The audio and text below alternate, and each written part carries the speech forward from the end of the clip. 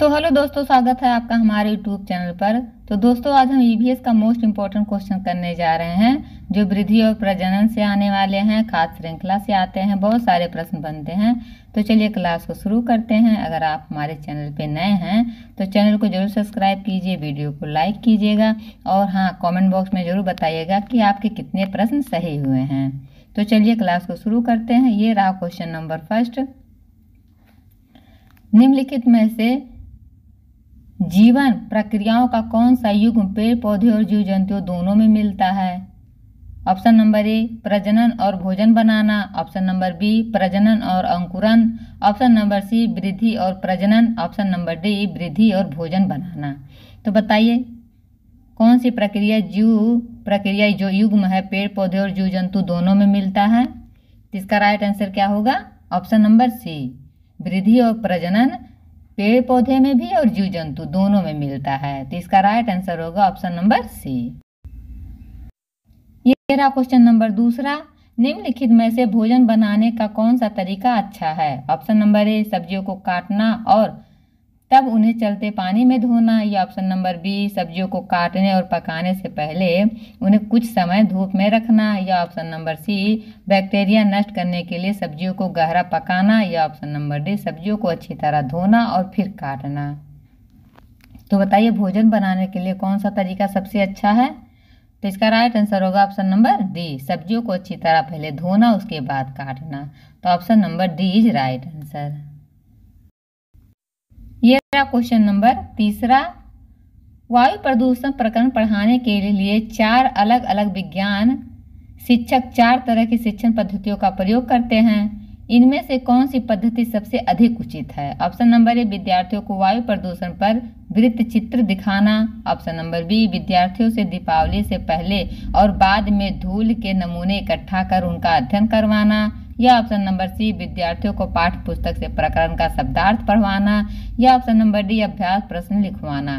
तो बताइए वायु प्रदूषण प्रकरण अगर पढ़ाना है तो बताइए कौन सी पद्धति का आप प्रयोग करेंगे? तो इसका राइट आंसर होगा ऑप्शन नंबर बी विद्यार्थियों से दीपावली से पहले और बाद में धूल कण के नमूने इकट्ठा कर उनका अध्ययन करवाना। Option number B is right answer. ये रहा क्वेश्चन नंबर 4। खाद्य श्रृंखला की संकल्पना को पढ़ाने में विद्यार्थियों की अधिकतम भागीदारी के लिए सबसे प्रभावी कौन सा तरीका होगा? ऑप्शन नंबर ए विद्यार्थियों को विभिन्न जीवों और पौधों की तस्वीरें देखकर उनसे श्रृंखला बनवाना, या ऑप्शन नंबर बी केवल परिभाषा लिखवाना, या ऑप्शन नंबर डी सी अध्यापक द्वारा ब्लैक बोर्ड पर चित्र बनवाना, या ऑप्शन नंबर डी केवल पाठ पढ़कर सुनाना।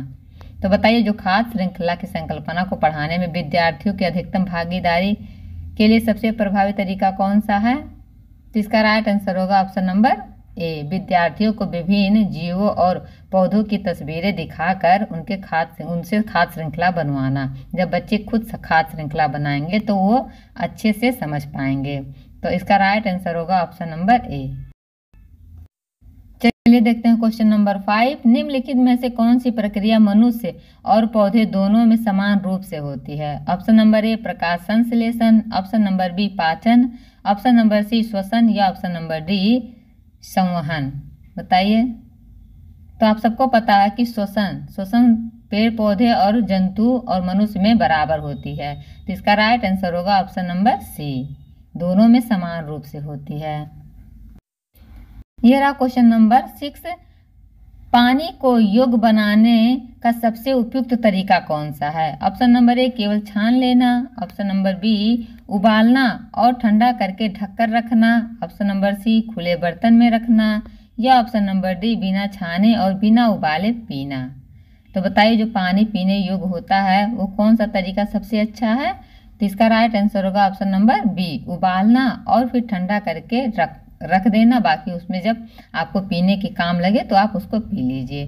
तो ये सबसे अच्छा तरीका है। Option number B is right answer. ये रहा क्वेश्चन नंबर 7। यदि शिक्षक विद्यार्थियों को समूह में बांटकर खाद्य श्रृंखला पर मॉडल बनवाते हैं तो यह किस प्रकार की गतिविधि होगी? ऑप्शन नंबर ए सहभागिता पूर्ण अधिगम, ऑप्शन नंबर बी रटंत अधिगम, या ऑप्शन नंबर सी मौखिक अधिगम, या ऑप्शन नंबर डी व्यक्तिगत अधिगम। तो बताइए यदि शिक्षक विद्यार्थियों को समूह में बांट देते हैं और खाद्य श्रृंखला पर मॉडल बनवाते हैं तो यह किस प्रकार की गतिविधि कहलाएगी? तो इसका राइट आंसर होगा ऑप्शन नंबर ए, सहभागितापूर्ण अधिगम। Option number A is right answer. ये रहा क्वेश्चन नंबर 8। निम्नलिखित में से कौन सा उदाहरण खाद्य श्रृंखला को सबसे स्पष्ट करता है? ऑप्शन नंबर ए, पहले घास फिर बकरी फिर शेर, या ऑप्शन नंबर बी, शेर बकरी घास, या ऑप्शन नंबर सी, बकरी घास शेर, इसके बाद ऑप्शन नंबर डी, घास शेर बकरी। तो बताइए जो खाद्य श्रृंखला है कौन सा विकल्प उसको स्पष्ट कर रहा है? तो इसका राइट आंसर क्या होगा? ऑप्शन नंबर ए, घास को बकरी खाएगी और बकरी को शेर खाएगा। तो इसलिए इसका राइट आंसर होगा ऑप्शन नंबर ए, खाद्य श्रृंखला को सबसे अच्छा सा स्पष्ट कर रहा है। चलिए क्वेश्चन नंबर देखते हैं 9। यदि विद्यार्थियों को प्रदूषण समझाने के लिए शिक्षक उन्हें स्कूल के आसपास के कचरे और गंदे पानी का निरीक्षण करवाए तो यह कौन सा दृष्टिकोण होगा? ऑप्शन नंबर ए, प्रत्यक्ष अनुभवात्मक अधिगम, ऑप्शन नंबर बी, केवल सैद्धांतिक अधिगम, या ऑप्शन नंबर सी, रटने की प्रवृत्ति या पद्धति, या ऑप्शन नंबर डी, अनुशासनात्मक पद्धति। तो बताइए इसका राइट आंसर क्या होगा? यदि उन्हें बच्चों को प्रदूषण समझाना है शिक्षक को तो उनके आसपास के कचरे और गंदगी पानी का निरीक्षण करवा रहे हैं, तो बताइए क्या कर रहे हैं? तो इसका राइट आंसर होगा ऑप्शन नंबर ए, प्रत्यक्ष अनुभवात्मक अधिगम करवा रहे हैं। तो इसका राइट आंसर होगा ऑप्शन नंबर ए, क्योंकि बच्चे प्रत्यक्ष रूप से उस कचरे को गंदगी को देखेंगे और उसका निरीक्षण करेंगे। तो इसका राइट आंसर होगा ऑप्शन नंबर ए। ये रहा क्वेश्चन नंबर 10। खाद्य श्रृंखला के अध्ययन में विद्यार्थियों की जिज्ञासा बढ़ाने का सबसे अच्छा तरीका कौन सा है? ऑप्शन नंबर ए, बच्चों से कहना कि वे अपने आसपास के जीवों जंतुओं और पौधों को अवलोकन करें और श्रृंखला बनाकर प्रस्तुत करें।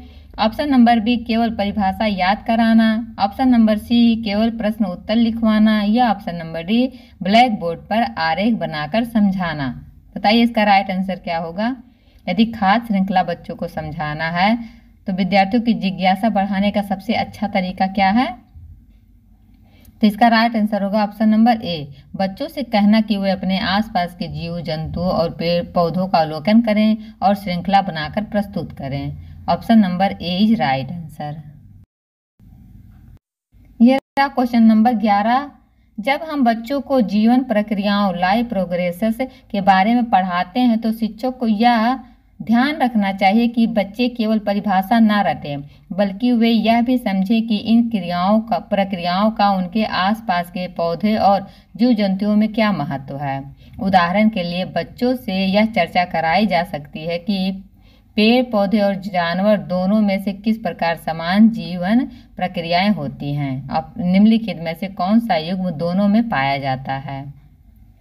ऑप्शन नंबर ए, प्रजनन और भोजन बनाना, ऑप्शन नंबर बी, प्रजनन और अंकुरन, ऑप्शन नंबर सी, वृद्धि और प्रजनन, या ऑप्शन नंबर डी, वृद्धि और भोजन। बताइए।